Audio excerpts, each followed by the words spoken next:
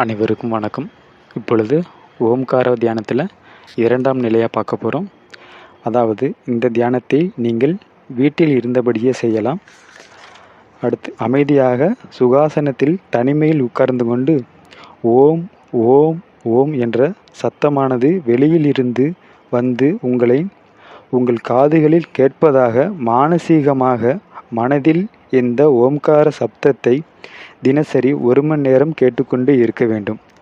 ஓம்கார சப்தம் உங்கள் காதுகளுக்கு வந்து கொண்டிருக்கிறது. வெளியிலிருந்து சப்தம் ஓம் வந்து கொண்டிருக்கிறது.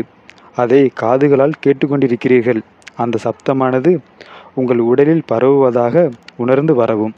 இதுபோல ஓம்கார சத்தத்தை அமைதியாக உட்கார்ந்து தினசரி 1 மணி நேரம் 1 மாதத்துக்கு கேட்டுக்கொண்டே இருங்கள். உங்களுக்கு வேறு எண்ணமோ மற்றவர்கள் பேசுவதோ ரேடியோ டிவி சப்தங்களோ எதுவும் கேட்கக்கூடாது. ஓம்கார சப்தத்தை மட்டும் காதுகளால் கேட்டுக்கொண்டே இருங்கள். 1 மாதம் இந்த 2வது நிலை தியானம் செய்து முடிக்கவும். பின்பு நம் 3வது ஓம்கார தியானம் செய்யலாம். அடுத்து 3வது ஓம்கார தியானம் அடுத்த ஒரு பகுதியில் சந்திப்போம். நன்றி, வணக்கம்.